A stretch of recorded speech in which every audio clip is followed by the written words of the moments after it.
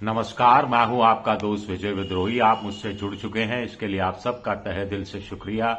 अगले 8-10 मिनट में आपसे जुड़े रहने की कोशिश करूंगा। तो आखिरकार मोदी सरकार ने मान ही लिया कि भारत की आर्थिक सेहत ठीक नहीं है, क्योंकि दुनिया की आर्थिक स्थिति ठीक नहीं है। मोदी सरकार ने अपने आर्थिक सर्वे में ये बात भी मान ली कि अगर दुनिया के वैश्विक बाजारों में इसी तरह उथल पुथल मचती रही तो इसका भारत की आर्थिक सेहत पर और ज्यादा खराब असर होगा और उसकी सेहत और ज्यादा बिगड़ेगी। आपको ध्यान होगा, डेड इकोनॉमी की संज्ञा ट्रंप ने भारत के लिए दी थी, जिसको राहुल गांधी ने भी सहमति व्यक्त की थी, जिस पर बीजेपी ने शोर मचाया था। अब आर्थिक सर्वे ये बातें तो नहीं कह रहा, लेकिन आर्थिक सर्वे चिंता बड़ी गहरी जाहिर कर रहा है। रुपए को लेकर आर्थिक सर्वे में बड़ी गहरी चिंता व्यक्त की गई है कि रुपए डॉलर के मुकाबले और कितना गिरेगा, कोई अंदाजा नहीं है। ट्रंप टैरिफ की बात कही गई है, नाटो में कोई दरारें पड़ सकती हैं, युद्ध के हालात कहीं पैदा हो रहे हैं, कहीं युद्ध हो रहा है, कहीं खत्म होता नजर नहीं आ रहा है, ब्रिक्स वर्सेस वेस्ट के बीच में अलग झगड़ा चल रहा है, चाइना का उभार हो रहा है, और ये सब मल्टीपल रीजंस हैं जो इस साल भारत की आर्थिक दशा दिशा को तय करने वाले हैं। पहली बार आर्थिक सर्वे में इस तरह की बातें कही गई हैं, इतने विस्तार से कही गई हैं। आप कहेंगे कि इसका मतलब भारत सरकार कुछ करने की स्थिति में है ही नहीं, भारत सरकार हाथ पर हाथ धर के बैठी रहे और ये देखती दुखी होती रहे कि हाय दुनिया में गलत हो रहा है, ट्रंप कुछ कर नहीं रहे हैं, तो हम क्या करें। कुछ इशारा इकोनॉमिक सर्वे में कुछ ये किया गया है कि भाई जीडीपी ठीक ठाक है, महंगाई दर कम है, इसके बावजूद रुपया गिर रहा है। यानी जिस देश के अंदर 7.4 7.5 जीडीपी के आसपास हो का अनुमान लगाया गया हो, साल भर की रह सकती है, वो और महंगाई इन्फ्लेशन जो रेट है वो 1.5 1.6 1.7 ही है। इसके बावजूद रुपए की कीमत गिर रही है और एफडीआई देश में, फॉरेन डायरेक्ट इन्वेस्टमेंट देश में ना के बराबर आ रहा है। जनवरी 2026 से ही भारत का शेयर बाजार से $4 बिलियन विदेशी निवेशक पैसा खींच कर ले गए। नेगेटिव रहा पिछले 2 महीने में एफडीआई, यानी नेगेटिव में चला गया, और नहीं तो ये जीरो ग्रोथ रहा। चीफ इकोनॉमिक ये जो इकोनॉमिक सर्वे में इसे अनयूजुअल बताया गया है, ये बड़ी बात है। रास्ता क्या निकलेगा इस पर तो सर्वे खामोश है।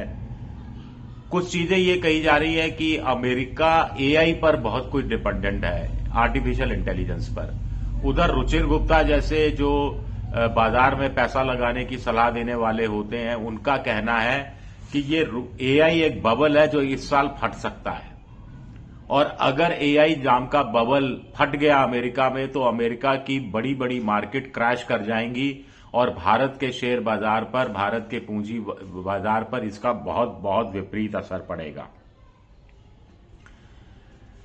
अभी तक तो जो ट्रंप ने टैरिफ लगाया था उसको जैसे तैसे हम झेल रहे हैं, लेकिन अब भारत जो 40-45 बिलियन डॉलर का लेदर इंडस्ट्री का सामान, टेक्सटाइल इंडस्ट्री का सामान, जेम्स एंड ज्वेलरी का सामान अमेरिका को भेजता रहा है, निर्यात करता रहा है, उस पर इस साल, इस वित्तीय वर्ष में 2026-27 में इसका असर दिखना शुरू हो जाएगा।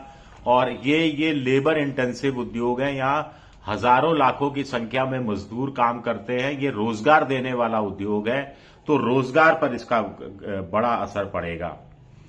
करंट अकाउंट डेफिसिट, चालू वित्तीय घाटा, जीडीपी का 2% की बात कही जा रही है, लेकिन ये इसको कंपनसेट एफडीआई कर देता था।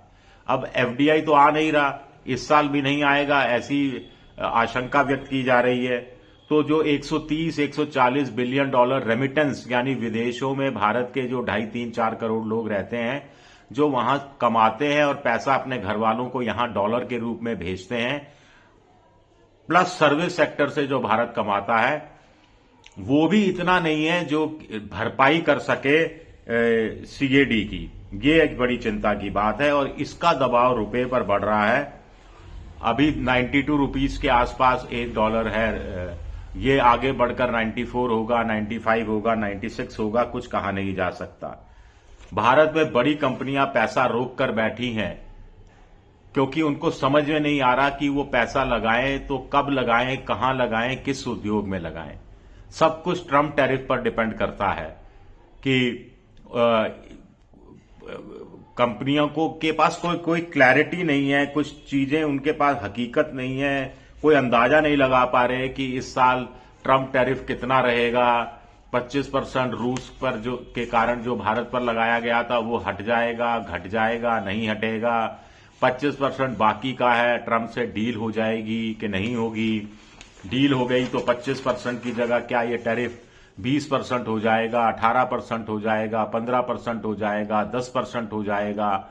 आखिर ब्रिटेन पर 10% लगाया गया है, यूरोपियन यूनियन, कोरिया और बहुत सारे देशों पर 15% लगाया गया है। तो उसके हिसाब से जो घरेलू निवेशक हैं, घरेलू कॉर्पोरेट जगत के लोग हैं, वो नीतियां बनाते हैं। तो वो पैसा रोक कर बैठे हैं। कहा मोटा आंकड़ा है कि 5 से 6 लाख करोड़ रुपया रोक कर बैठे हैं और आर्थिक सर्वे में भी इसकी चिंता व्यक्त की गई है। एक चीज है कि जो विदेशी निवेशक हैं, जो एफडीआई के जरिए भारत में निवेश करते हैं, उनकी नजर घरेलू निवेशकों पर रहती है। वो देखते हैं कि भारत के घरेलू निवेशक कहां कितना पैसा लगा रहे हैं। जब भारत के घरेलू निवेशक उनको लगेगा कि पैसा नहीं लगा रहे और पैसा रोक कर बैठे हुए हैं, तो फिर वो क्यों पैसा लगाने आएंगे। ये भी एक बड़ी बात है। एक आशंका ये व्यक्त की गई है कि महंगाई दर 1.6-1.7% है, विकास दर कुल मिलाकर 7.5-7.6% रह सकती है। लेकिन बहुत से अर्थशास्त्री कह रहे हैं कि ये फज्ड है। आईएमएफ ने भी इस तरफ इशारा किया था। एक्चुअल में भारत की जो विकास दर है 7.6% में से इसकी आधी है या आधी से कोई ज्यादा है, यानी 4-4.25% से ज्यादा नहीं है। यह आशंका व्यक्त की जा रही है। लेकिन इकोनॉमिक सर्वे में तो इस बारे में कोई बात नहीं कही गई है, लेकिन इशारे इस तरफ किए गए हैं कि दुनिया में जो उथल पुथल मचने वाली है, और इकोनॉमिक सर्वे मानकर चलता है कि इस उथल पुथल मचेगी और इसका अंतर्राष्ट्रीय बाजारों पर असर पड़ेगा, जिसकी नुकसान भारत के बाजारों को भी उठाना पड़ सकता है। उसकी लिमिट क्या होगी, उसका रेंज क्या होगा, उसका कैनवास कितना बड़ा होगा, इसकी था लगाना मुश्किल है। ऐसे में बड़ा सवाल उठता है कि निर्मला सीतारमण जब लगातार 10वीं या 11वीं बार बजट पेश करेंगी तो वो क्या बजट पेश करेगी। जब उथल पुथल है, कुछ दुनिया में तय ही नहीं है, हमें ये नहीं मालूम टैरिफ के मामले में ट्रम्प से डील होगी नहीं होगी, होगी तो कितने परसेंटेज पर होगी, किन किन चीजों पर कितनी परसेंटेज टैरिफ देना पड़ेगा। तो निर्मला सीतारमण बजट भी क्या सोच के बनाएगी। जब उनको ये भी नहीं मालूम कि रुपया कहां तक गिर सकता है, तो वो बजट कैसे क्या अनुमान लगाकर बनाएगी। क्योंकि आमतौर पर बजट ये मानकर चलता है, बजट में ये मानकर चला जाता है कि साल में अंत में रुपए की कीमत इतनी रह जाएगी, दुनिया में क्रूड ऑयल इतने डॉलर प्रति बैरल बिक रहा होगा। लेकिन अब अगर मान लीजिए अगले हफ्ते ही ईरान और अमेरिका के बीच युद्ध छुड़ जाता है तो क्रूड ऑयल की कीमतों में उछाल भी आ सकता है। तो बहुत सारी चीजें हैं जो हाथ में नहीं है। ऐसे में विदेशी पूंजी निवेशकों को आकर्षित करने की किसी योजना की घोषणा हो सकती है।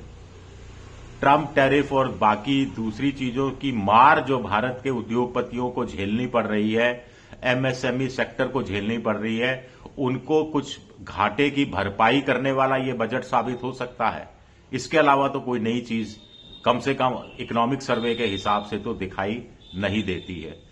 शुक्रिया मेरा वीडियो देखने के लिए। पसंद आए तो लाइक कीजिए, सब्सक्राइब कीजिए, शेयर कीजिए। आप मेंबरशिप ड्राइव में भी जा सकते हैं, मेरी कुछ मदद कर सकते हैं। शुक्रिया, बहुत बहुत शुक्रिया।